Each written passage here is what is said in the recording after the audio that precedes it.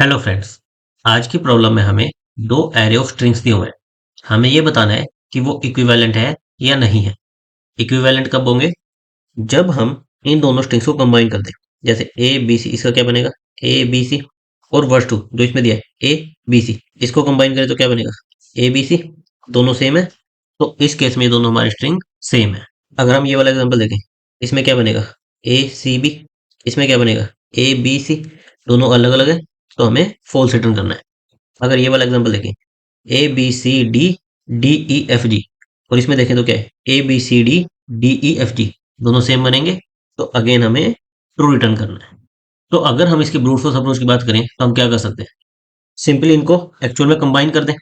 हम इसका कॉम्बिनेशन एक स्ट्रिंग में स्टोर कर लें। हम एक स्ट्रिंग बनाएं, इसमें इसका कॉम्बिनेशन ए बी सी, फिर डी, फिर डी ई एफ जी, ये स्टोर कर लें।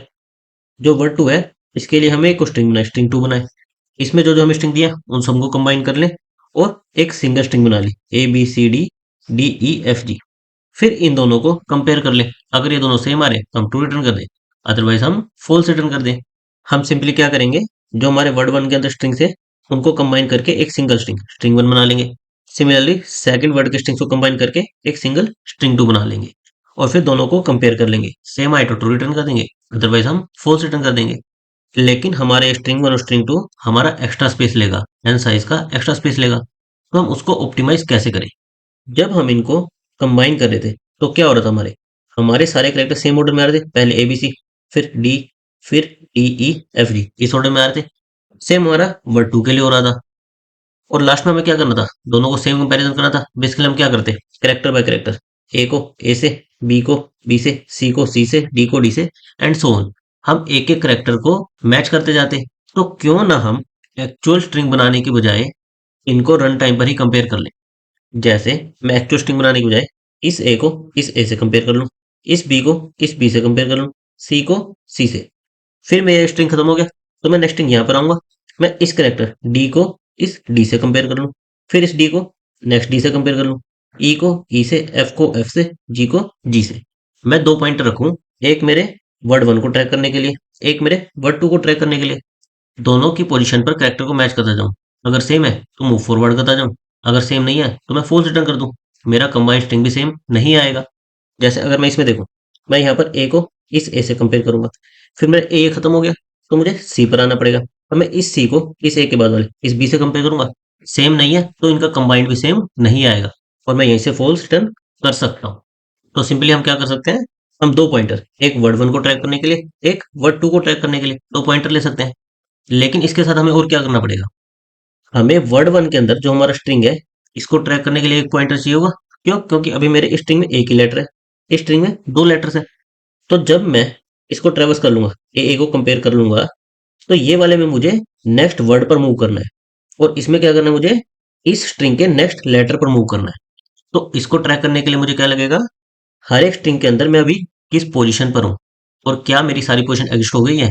अगर एग्जॉस्ट हो गई है तो मुझे नेक्स्ट स्ट्रिंग पर मूव करना है, अगर नहीं हुई है तो मुझे नेक्स्ट लेटर पर मूव करना है। तो मेरे ट्रैकर्स क्या रहेंगे? एक तो मेरा इन वर्ड्स को ट्रैक करने के लिए कि अभी मैं इस वर्ड के अंदर किस स्ट्रिंग पर हूँ, एस वन एस टू, कि एक वर्ड के अंदर मैं कौन से वाले स्ट्रिंग पर हूँ। ये वर्ड वन मेरा क्या था? 2D वेक्टर था। इसके अंदर मैं कौन से स्ट्रिंग पर हूँ, इस ए पर हूँ या इस सी बी पर हूँ। एक तो मुझे ये दो ट्रैकर चाहिए। उसके बाद मुझे क्या चाहिएगा? इसके अंदर अभी मैं कौन सी लेटर पोजीशन पर हूँ, इस ए पर हूँ, इस बी पर हूँ, कौन सी लेटर पोजीशन पर हूँ। तो मुझे इन स्ट्रिंग्स के अंदर एक करेक्टर्स की ट्रैक करने के लिए दो पॉइंटर्स चाहिए होंगे, एक वर्ड वन के लिए, एक वर्ड टू के लिए। तो मैं इन पॉइंटर की हेल्प से अपनी मूवमेंट को ट्रैक कर सकता हूँ। और इन्हें अपडेट कैसे करूंगा? हर एक करेक्टर को चेक करने के बाद मैं इन C1 इनको इंक्रीमेंट करूंगा। मैं एक एक लेटर आगे जाने की कोशिश करूंगा। लेकिन अगर मेरा वर्ड एग्जॉस्ट हो गया, जैसे ही मेरा ये ए एग्जॉस्ट हो गया, इसके बाद मुझे क्या करना है? नेक्स्ट वर्ड पर जाना है, मुझे S1 को इंक्रीमेंट करना है। तो जब मैं C1 को इंक्रीमेंट करूंगा, तो ये मेरा क्या हो जाएगा? जो भी इसका साइज होगा इसके इक्वल हो जाएगा। जब भी ऐसा केस आएगा तो मुझे क्या करना है? अपने नेक्स्ट वर्ड पर चले जाना है, मुझे इसको इंक्रीमेंट कर देना है और C1 को 0 कर देना है। और सेम चीज मैं S2 इसमें भी परफॉर्म करूंगा। तो इस तरह से हम बिना एक्चुअल स्ट्रिंग बनाए केवल दो पॉइंटर का यूज करके अपने स्ट्रिंग्स को कंपेयर कर सकते हैं। हम क्या करेंगे? हमारे इस वर्ड के अंदर वर्ड को ट्रैक करने के लिए दो पॉइंटर लेंगे, ये हमारे वर्ड वन के अंदर, ये हमारे वर्ड टू के अंदर। और फिर इंडिविजुअल जो हमारा स्ट्रिंग है उसके अंदर हम अभी किस लेटर पे है उसको ट्रैक करने के लिए हम दो और पॉइंटर लेंगे C1 C2। ये क्या ट्रैक करेगा, S1 के अंदर अभी हम कौन से लेटर पर है, ये क्या ट्रैक करेगा, S2 के अंदर अभी हम कौन से लेटर पर है। उसके बाद हमें क्या करना है, सारे वर्ड्स को ट्रैवर्स करना है। जब तक हमारा वर्ड वन या वर्ड टू एग्जॉस्ट नहीं हो जाता, हमें एक एक आगे बढ़ते जाना है।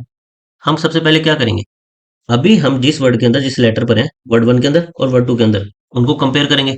अगर वही सेम नहीं है तो डायरेक्ट फॉल्स रिटर्न कर देंगे। हमें बाकी को चेक करने की जरूरत भी नहीं है, क्योंकि हमारा स्ट्रिंग सेम नहीं बनेगा। अदरवाइज हमें क्या करना है, अगर हमारे लेटर सेम है तो हमें क्या करना है, हमें एक एक आगे बढ़ जाना है।